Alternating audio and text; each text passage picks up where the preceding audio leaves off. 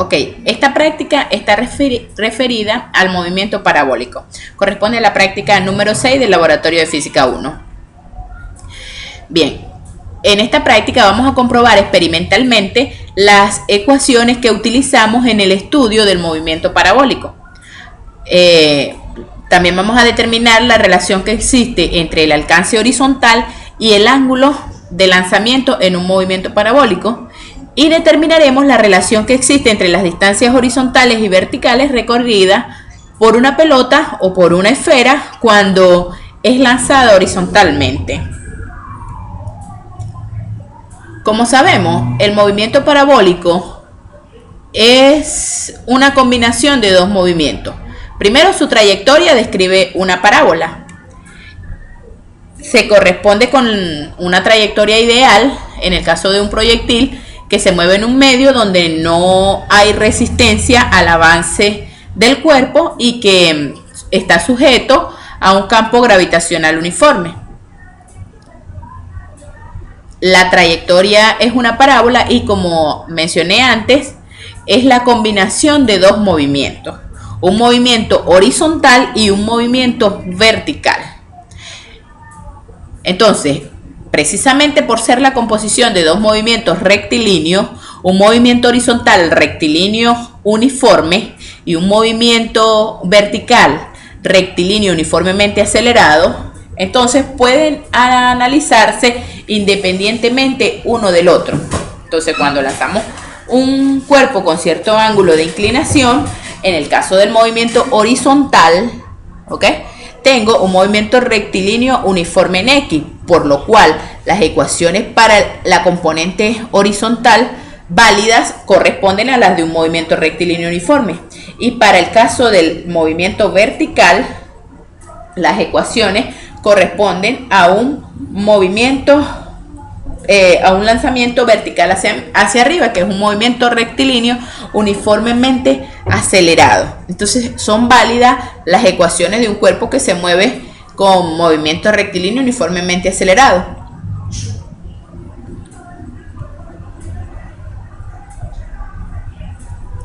Esta práctica consta de tres partes. En la primera parte vamos a comparar medidas directas con medidas indirectas. Es decir, voy a verificar que las ecuaciones o los resultados de una ecuación se corresponden con los resultados de una medición directa. La segunda parte, vamos a estudiar cómo depende el alcance máximo de un proyectil del ángulo de inclinación cuando lo lanzamos al mismo nivel y cuando lo lanzamos a desnivel. Y por último, en la tercera parte, vamos a obtener una gráfica paramétrica del movimiento parabólico, es decir, una gráfica que relacione las posiciones horizontales y verticales y ver que en efecto la trayectoria que describe una partícula en movimiento o un cuerpo en movimiento parabólico en efecto es una parábola. Bien, en la primera parte vamos a comparar medidas directas con medidas indirectas. Para el montaje de la práctica tenemos un lanzador de proyectiles, como el que estamos viendo en esta foto, el cual tiene dos fotocompuertas, ¿ok? Estas dos fotocompuertas están separadas por una distancia de 10 centímetros. Fijamos un ángulo de lanzamiento con esta plomada, ¿ok?, que lo vamos a fijar justamente con el instrumento. Las fotocompuertas las ubicamos con una separación de 10 centímetros para medir indirectamente la velocidad inicial. ¿Por qué? Porque cuando las distancias son pequeñas, las velocidades son aproximadamente constantes. Como la velocidad es aproximadamente constante, entonces la puedo obtener mediante la sencilla fórmula de velocidad igual a distancia entre tiempo, donde la distancia son los 10 centímetros y el tiempo lo obtengo con la fotocompuerta. Es el tiempo que tarda en la esfera en recorrer estos 10 centímetros. Para ello, cuando la esfera pasa por la primera fotocompuerta, activa el cronómetro y cuando pasa por la segunda fotocompuerta, lo detiene. De tal manera que podemos registrar el valor para la velocidad inicial. Bien, tenemos entonces el montaje como se muestra en la figura. Hemos fijado un ángulo de inclinación que lo llamamos θ. Tenemos una altura inicial que lo medimos desde la base, por ejemplo, hasta el punto que indica la salida de la esfera de la boca del cañón.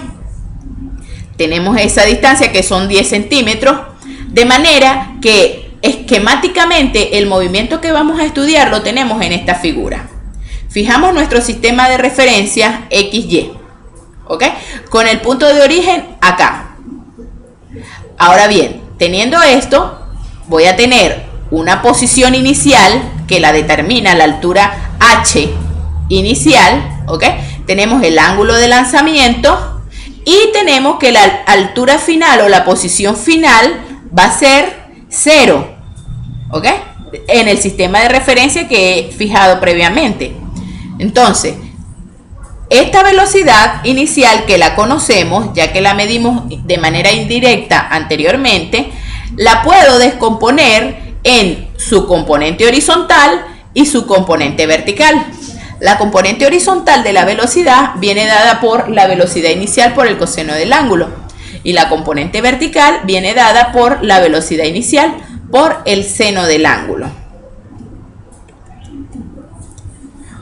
Una vez que realizamos el lanzamiento, la esfera sale de la boca del cañón. Desconectamos esta fotocompuerta, la segunda fotocompuerta la voy a desconectar del cronómetro y voy a utilizar una placa receptora. La placa receptora entonces la voy a conectar la placa receptora al cronómetro. Aquí en esta foto podemos ver el cable que conecta la placa receptora con el cronómetro. Cuando la esfera sale de la boca del cañón, recorre la trayectoria parabólica y cae en este punto, en este receptor, es el lugar donde cae la esfera. Entonces yo puedo medir con una cinta métrica de manera directa el alcance horizontal de la esfera y puedo registrar el tiempo, ya que cuando la esfera pasa por la primera fotocompuerta activa el cronómetro y cuando cae a la placa receptora desactiva el cronómetro. Entonces tenemos el tiempo que tarda la esfera en hacer el recorrido y tenemos el alcance horizontal de la esfera. Esas mediciones las repetimos 10 veces. Hacemos 10 veces la misma medición para obtener 10 valores para el alcance con sus correspondientes tiempos, que sería el tiempo que la esfera permanece en el aire. Entonces vamos a poder llenar una tabla como la que se muestra. Tenemos nuestro ángulo horizontal, que ya lo hemos fijado, la altura inicial, que la he llamado H, y tengo el tiempo de vuelo calculado y el alcance máximo calculado.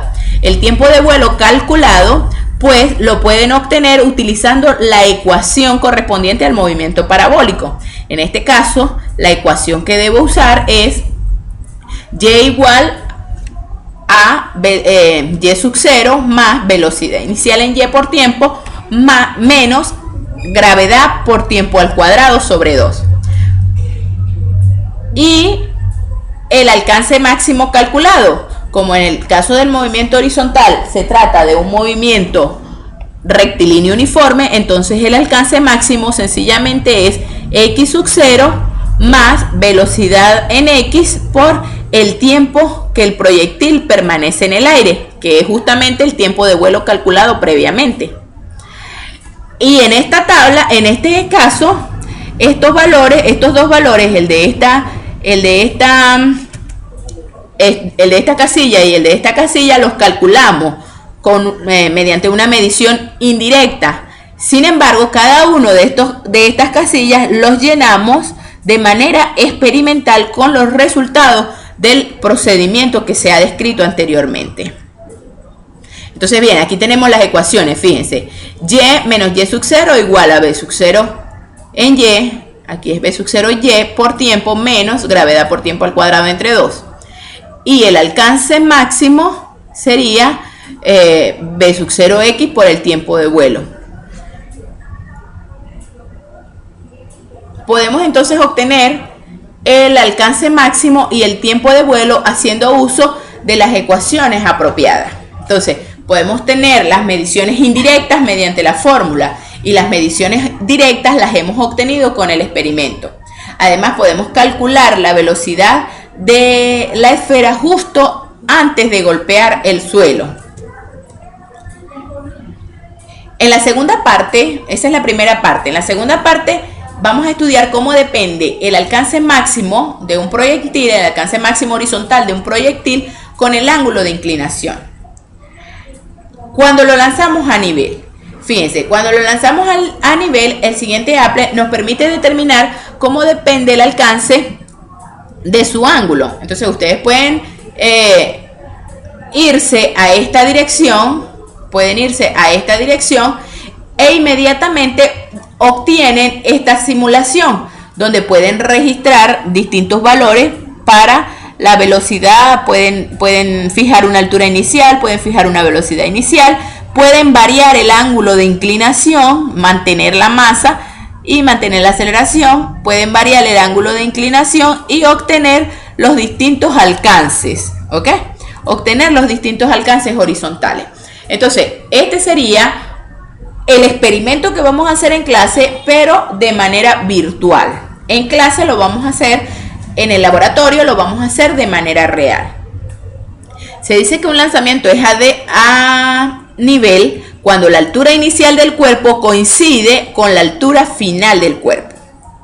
Cuando el lanzamiento o el movimiento ocurre de esta manera, es decir, es a nivel, entonces vemos que la relación, o sabemos de teoría que la relación entre el alcance y el ángulo de inclinación es justamente una relación sinusoidal, es decir, depende del seno del ángulo doble. Entonces, el alcance máximo es igual a la velocidad inicial al cuadrado por el seno del ángulo doble entre la gravedad. El hecho de que dependa del seno me va a permitir observar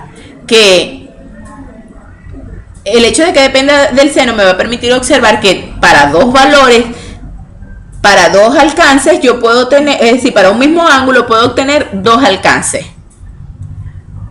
Ahora bien, fíjense, podemos entonces completar una tabla como esta. Es decir, hacemos dos mediciones de X para un ángulo de 10 grados, es decir, fijo el ángulo de 10 grados y hago dos lanzamientos y obtengo el alcance, ¿ok?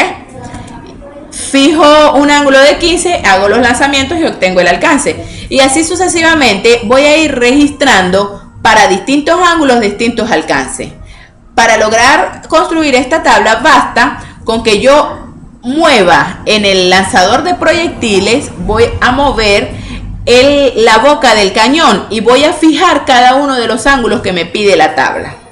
A partir de estos valores yo pudiera graficar en el eje horizontal el ángulo y en el eje vertical la posición. Entonces, a partir de la gráfica podríamos determinar qué ángulo tiene mayor alcance. Entonces, lo puedo obtener mediante la gráfica. Además, haciendo un análisis de la ecuación que vimos anteriormente, de esta ecuación, vemos cuál ángulo me va a permitir tener mayor alcance. El ángulo que me permite el mayor alcance es aquel ángulo que haga que esta expresión tenga un valor máximo. Como esta función es una función seno, el seno tiene su máximo valor, alcanza su máximo valor en 1, ya que el seno está acotada, es una función acotada entre menos 1 y 1. Entonces, el máximo valor de esta función es en 1. ¿Y cuando el seno de un ángulo es igual a 1? Cuando el ángulo es 90 grados. Lo que indica que para lograr el alcance máximo, el doble del ángulo tiene que ser 90 grados. Por lo tanto, el lanzamiento se tiene que hacer a 45 grados. En esta tabla observamos para distintos ángulos, distintos alcances. Y vemos que ahí el alcance mayor se obtiene a 45 grados Y también vemos que, fíjense, por ejemplo, para un ángulo de 20 obtengo un alcance de 14.7, mientras que para un ángulo de 70 obtengo el mismo alcance. Para un ángulo de 10 obtengo 7.84 y para un ángulo de 80 también obtengo 7.84, lo cual me dice que es posible que yo obtenga para distintos ángulos los mismos alcances.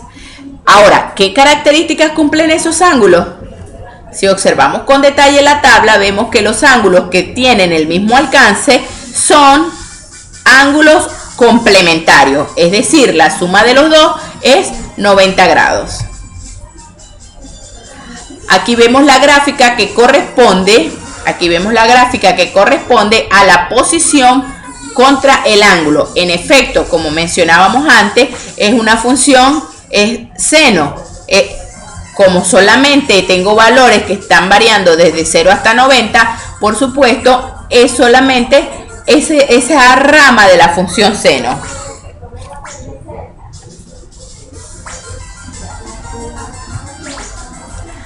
Ahora, ¿qué ocurre cuando el lanzamiento es a desnivel? Cuando el lanzamiento es a desnivel, la altura inicial del cuerpo no coincide con la altura final. En este caso, la altura inicial es h sub 0 y la altura final es 0.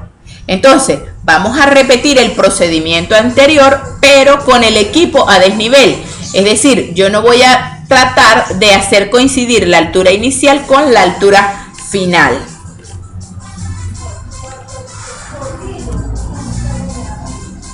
Aquí observamos el comportamiento de una esfera. Fíjense, aquí tenemos el equipo, tenemos la altura inicial. Aquí ustedes pueden ir variando este ángulo en el equipo, podemos ir variando este ángulo y podemos desconectar, como les mencionaba hace rato, esta fotocompuerta puede desconectarse del cronómetro y pudiéramos conectar la placa receptora. La tercera parte es obtener una gráfica paramétrica del movimiento parabólico. En esta gráfica paramétrica voy a observar cómo son las relaciones entre la distancia horizontal y la distancia vertical. La distancia horizontal, ¿ok? Para ello voy a colocar el lanzador de proyectiles a un ángulo de 0 grados, es decir, lo voy a colocar totalmente horizontal.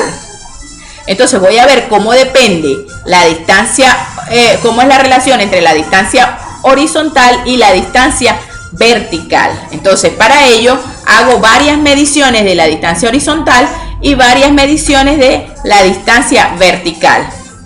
Entonces, fijamos una referencia a partir de la cual mediremos las distancias verticales, donde y sub 0 va a ser igual a 0. La esfera con el lanzador de proyectiles, lanzamos la esfera con el lanzador de proyectiles, tratando que ésta deje huella en el papel. Para ello podemos utilizar un papel carbón para lograr la huella. Luego medimos las distancias horizontales a partir de x sub 0 igual 0. Colocamos el lanzador de proyectiles con un ángulo de 0 grados. Completamos la tabla que mostramos a continuación y graficamos.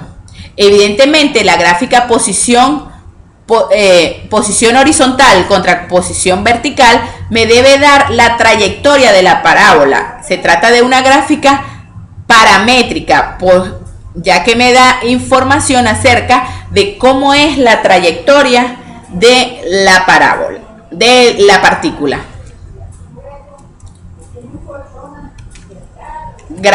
Bueno, para concluir, pues colocamos los datos en papel milimetrado y observamos la trayectoria de la partícula.